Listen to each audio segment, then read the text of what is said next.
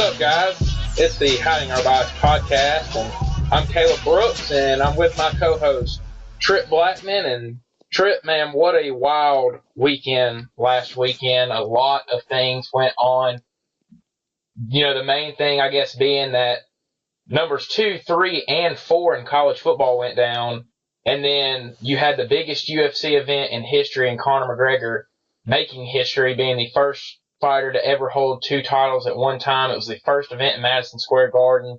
College basketball season opened on Friday, so a huge weekend this past weekend. What did you think about it?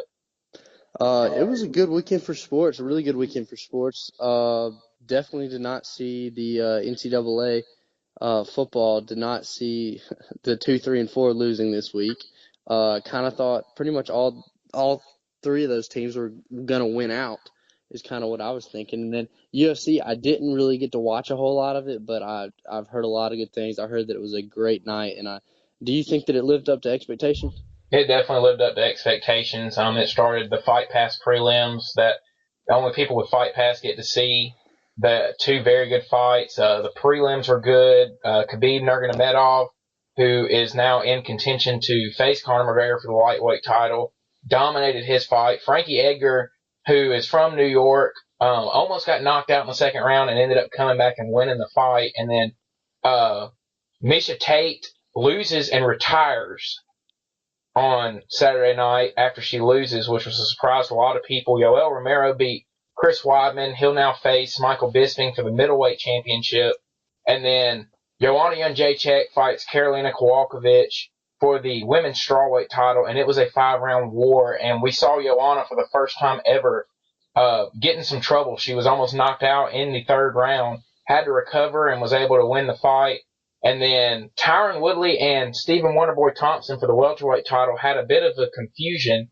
2 judges scored it a draw because in the 4th round, Wonderboy was almost choked out twice by Woodley and somehow got out of it. They ruled it a 10-8 round, and those 2 judges also ruled that Wonderboy won 3 rounds. So the way they do the points, it ended up being a draw, and then another judge had Woodley winning 3 rounds, and so he got 10-9 in 3 different rounds, won 48-47 on his scorecard. So 2 judges had a draw. One of them had a victory for Woodley, and by rule it's called a majority draw, which means Woodley retains his title, but it goes down in their record as a draw.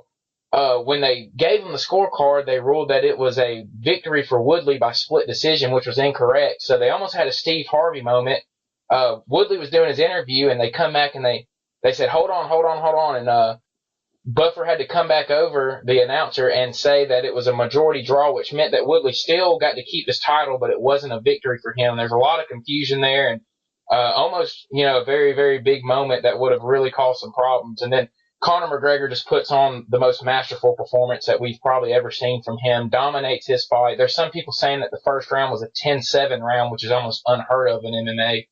And he dominates and becomes the first person to ever hold 2 different belts at one time, now the featherweight champ and the lightweight champ. So we'll see where that goes. I know him and Floyd Mayweather have a lot going on, but it definitely lived up to the hype, and it was a great night of UFC fights. Yeah, man, it sounds like there's a lot of controversy. Seems like it's going to set up for a few good fights in the near future, too. Yeah, it definitely is. And now you've had Conor and Tyron Woodley have been kind of going at it. They went at it on social media Friday and got into it a little bit. And they're saying that Conor might try to go for that belt and go for his 3rd belt, which would definitely be set in history. I don't know if that's going to happen, but it'll be interesting to see where they go. Conor also made a big announcement after the fight. He's now got a kid on the way. So Conor's going to be a dad, and it's going to be interesting to see where it all goes. It's starting to get really, really interesting with Conor McGregor. He's no doubt the biggest star in fighting right now, and maybe the biggest star in all of sports. I mean, you can't turn on the TV right now without hearing about him. Yeah, I know a lot of stuff has been coming up. I know over the summer this was kind of a big deal, but now it's really seeming like there's a lot of talk about it. A future possibility of Conor McGregor and Floyd Mayweather. Do you think that's going to happen, or is that just a long shot? And I think it's a long shot. I don't think it happens. I don't think McGregor wants to box him because I don't think McGregor can win in a boxing match, and then Floyd's not going to fight him in an MMA fight because he's never trained MMA, and Conor would be able to take him down and dominate him if he want to. So I don't think it ever happens. I think they're both doing it for publicity and to get their. I think Floyd wants to keep his name in the media. I don't think it ever happens, but it would be interesting to see it. After watching Conor the other night and his striking ability, it would be interesting because he looked really good. His boxing looked really good the other night, and the combination he put on Eddie Alvarez to win the fight was pretty unreal. So, So what do you think if they did fight in a boxing match, not MMA, just boxing? If they went head to head, who do you think would win? it'd be interesting. Conor would have to knock him out to get the win. I think Floyd would definitely be able to score the points like he does in all of his fights, and that's what's made him so good throughout his whole entire career. Is he pretty much fights for points and gets victories that way. But Conor would definitely have to get the knockout to win. And if he didn't, then I think Floyd would win it. But it'll be interesting to see where that goes and if it goes anywhere. Dana White had come out and said if Conor were to win, that they would definitely be trying to hit up Floyd Mayweather's camp. So, we'll see where it goes. But, in MLB news, we had the AL and NL Cy Youngs announced yesterday with Max Scherzer winning it for the NL and Rick Porcello winning it for the American League. So, in my opinion, no surprise there. What did you think about it? Didn't really, not a whole lot of surprise. I kind of figured that, especially with Max Scherzer. Max Scherzer had one of the best years of might have been one of his best years of his career, and also just one of the most best years as a pitcher, period. I can't remember the exact stat. I think there's only been two pitchers other than Max Scherzer with more than 275 strikeouts and a WHIP, which is walks plus hits per inning pitch, under a 1.000. Those other two, it's Pedro and Randy Johnson, maybe, I think. I don't really know exactly, but bottom line is that's incredible. Had a year in those two stat categories, something that rarely is ever done. So that's a big year for him. Rick Porcello, I thought he pitched well this year. I thought he did. I didn't really even notice that, Justin Verlander had as good a stats as he did until all the uproar last night from Kate Upton and everybody. Guys, if you haven't seen Kate Upton's tweets, I recommend that you go look at them. Quite funny. She went on like a little rant about why Justin Verlander. You guys know that they are engaged, and she went on a little mini rant last night as to why he didn't win. But it was really kind of weird because Verlander had more first place votes than anybody, and Porcello didn't have a single first place vote. But I think what got Verlander is two people didn't vote for Verlander at all in any of the rankings. So I think that kind of hurt him. But looking at it stat-wise, Verlander statistically was the best, was the better pitcher. I think that really what the voters were looking at for some reason, they really love the wins. I mean, he went 22-4, which, I mean, when you look at it, 22-4, that seems good, but I don't know. To me, wins as a pitcher, it's kind of a dumb category. It's all according to your offense and what division you play in, who you play against, and all that stuff. So yeah, I mean, it's one of those things that I kind of think that they should do away with the win, and I think that we're getting closer and closer to doing away with the win. I don't think the win and the save, for that matter, I don't think that those are really, those are just kind of vague categories, Yeah, I agree. And there's a lot more that goes into it when you decide the Cy Young Award, and I'm not. I don't think it's a big deal, honestly, because it's voted upon. There's no stat. There's no like one stat that a pitcher can get that wins him that award. It's like the Heisman. I mean, you got people voting for the Heisman that literally have no business voting for it. So, yeah. To me, I mean, that's kind of like what the Cy Young is. It's an important award to those guys, I know, but to me, I don't really look at it as being that big of a deal just because it's not. It's just voted on by people. You got your writers that, if you're a writer from Detroit, who are you voting? you're going to vote Verlander. If you're Yeah. one from Boston, you're going to vote for Porcello. So, you can be really biased with those voting. So, to me, all the stuff that gets voted on and stuff like that, if it's not, if it was former players that voted and it was only former players, then I think that was something that you could respect because they know the game as well as anybody. I think that was proven, listening to Smoltz and A-Rod and Pete Rose and all those guys on when they were on Fox and stuff during the World Series. They knew it better than anybody. So, I don't really look into it that much because of that, because of who votes and all that. But, it's a big deal and it's big news. So, congrats to both of those guys for winning it.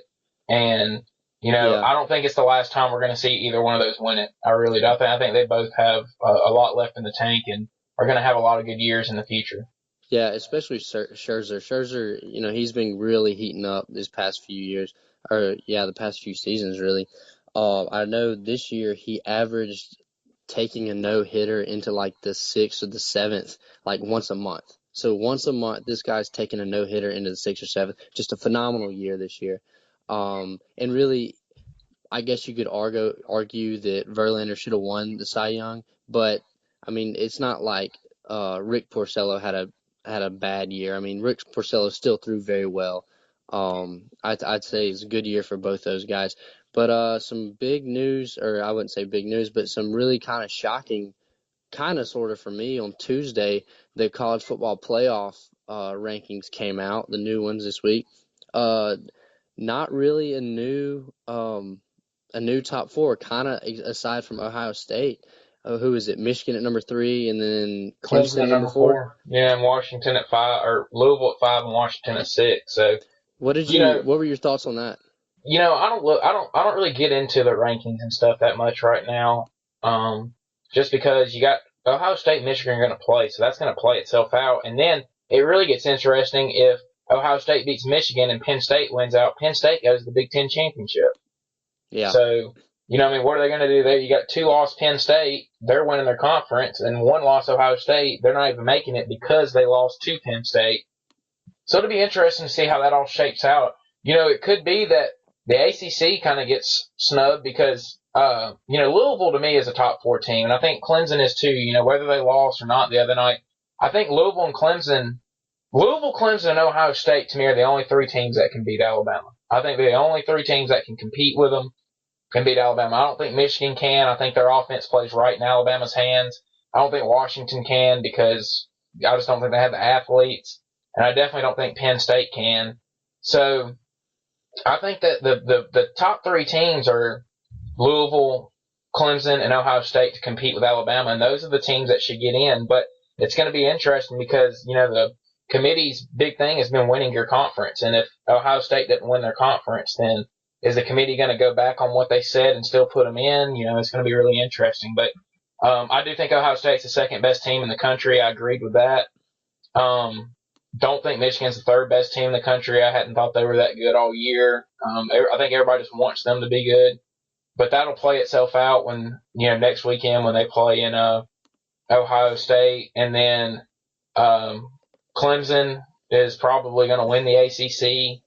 And, if Penn State ends up winning the Big Ten, it's going to be hard not to stick them in there, and Louisville may get kind of left out. And I don't think Alabama and Penn State's going to be a good game if they play. I think it'll be about what you saw last year in the semifinals. So it's going to be really interesting to see how it all shakes out here over the last weeks. Yeah, I pretty much think I think the only 2 teams that have a chance of beating Alabama is Ohio State and Clemson.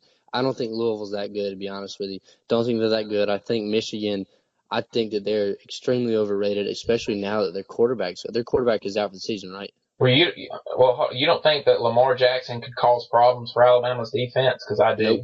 Nope. I disagree with you. I think that he would really stretch out the defense and really stress the defense. And, I get Alabama has athletes. They got Reuben Foster. They got Rashawn Evans that they can spy him with, Sean Hamilton, those kind of guys. But I really think Lamar Jackson could cause problems. He's the best player in the country, in my opinion. Well, and they've got good players. My thing is, it's not. I mean, Lamar Jackson, he's a great player. He might win the Heisman, and if he does, I think he does deserve it. He's a great athlete. It's just with him, it's just like a one-man show. It's just him. Like, he doesn't really have